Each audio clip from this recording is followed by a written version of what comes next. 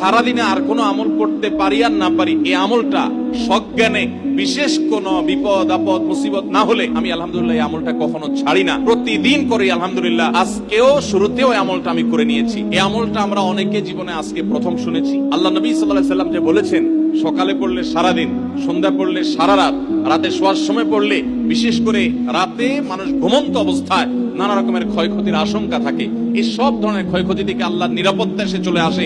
আল্লাহ তার হেফাজতের জিম্মাদারি নিয়ে নেন, দায়িত্বশীল হয়ে যান, সবকিছু থেকে যথেষ্ট, সবকিছু থেকে আল্লাহ তাআলা তাকে নিরাপদ করে দেন। এই বিশ্বাস, এই ইয়াকিন নবী সাল্লাল্লাহু আলাইহি ওয়াসাল্লামের কথার প্রতি আমাদের আছে না নাই?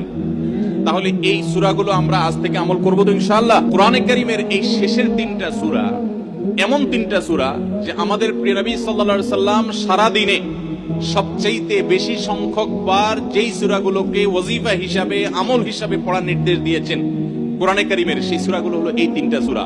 এই 3টা সূরা দিনে এবং রাতে যত বেশি সংখ্যক বার পাঠ করতে হয়, অন্য কোন সূরা, এমনকি অন্য কোন দোয়া এত বেশি সংখ্যক বার পাঠের নির্দেশ কোরআনে অথবা হাদিসে কোথাও দেওয়া হয় নাই।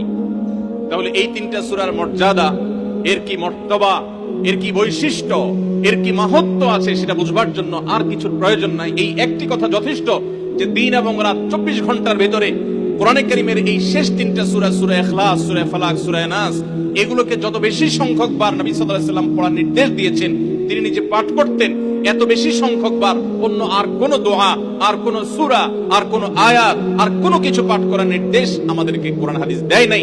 এখান থেকে এই 3টার সূরা যে আল্লাহর কাছে কত গুরুত্বপূর্ণ, নবী সাল্লাল্লাহু আলাইহি ওয়াসাল্লামের কাছে কত গুরুত্বপূর্ণ, যে রিপিটেডলি এত বেশি সংখ্যক বার পাঠ করার নির্দেশ দেওয়া হয়েছে, এটা পরিষ্কারভাবে বোঝা যায় কি যায় না বলেন? সময় তো ভাইরা আমার, সূরা ইখলাস, সূরা ফালাক, সূরা নাস, এই 3 সূরা দিন এবং রাত সব মিলিয়ে আমাদের প্রিয় নবী সাল্লাল্লাহু আলাইহি ওয়াসাল্লাম 3 জায়গায় তিনি 3 সময় এই সূরাগুলো পাঠ করতেন। একটা হলো সকাল এবং সন্ধ্যায়। সকাল এবং সন্ধ্যায় নবী করিম সাল্লাল্লাহু আলাইহি ওয়াসাল্লাম 3 কুল পড়তেন। এটাকে সংক্ষেপে বলা হয় 3 কুল। যেহেতু 3 সূরার শুরুতে কুল শব্দটা আছে, এই জন্য সংক্ষেপে বলা হয় 3 কুল। এই 3 কুল, ইখলাস, ফালাক, নাস, এই শেষের 3টা সূরা কোরআনের, এই 3টা সূরাকে আমাদের প্রিয় নবী সাল্লাল্লাহু আলাইহি ওয়াসাল্লাম সকাল সন্ধ্যায় পড়তেন। একটা টাইম পাইলাম, কোন টাইমে পড়তেন? সকাল এবং সন্ধ্যায়। সকাল এবং সন্ধ্যার পাশাপাশি তিনি রাতে ঘুমানোর আগে আবার পড়তেন। তাহলে 2টা টাইম পাইলাম। আরেকটা টাইম হলো 5 ওয়াক্ত নামাজের পরেও তিনি পাঠ করতেন।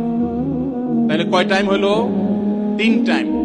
3 কুল পড়তে হয় প্রতিদিন রাত পুরা 24 ঘন্টার মধ্যে। কয় টাইম?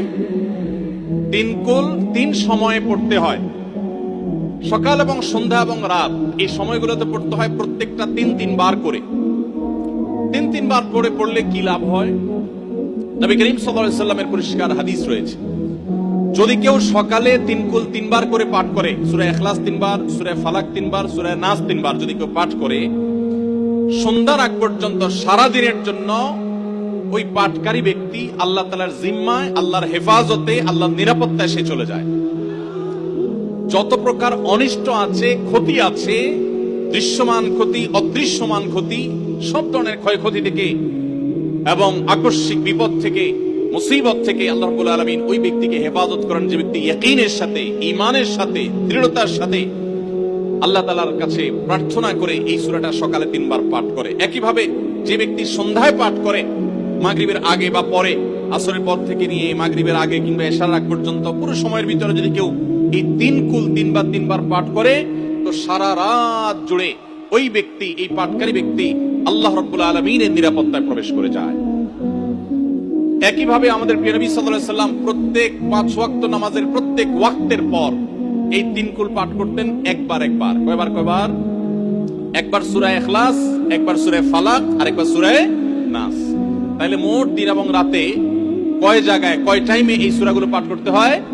3 টাইম। একটা হলো সকাল সন্ধ্যায়, আরেকটা হলো রাতে শোয়ার আগে, আরেকটা হলো 5 ওয়াক্ত নামাজের, 5 ওয়াক্ত নামাজের পরে একবার করে, একবার সূরা ইখলাস, একবার সূরা ফালাক, একবার সূরা নাস। ফজরের পরে আবার জোহরের পরে, আবার আসরের পরে, আবার মাগরিবের পরে, আবার এশারের পরে। তাহলে দিন এবং রাত 24 ঘন্টায় এই দিনকুল কত বেশি গুরুত্বপূর্ণ হলে কোরআনের অন্য কোন সূরা, অন্য কোন আয়াত এত বেশি জায়গায়, এত বিভিন্ন জায়গায়, বিভিন্ন সময়ে নবী সাল্লাল্লাহু আলাইহি ওয়াসাল্লাম এত সংখ্যকবার আমাদেরকে পাঠের নির্দেশ দেন নাই।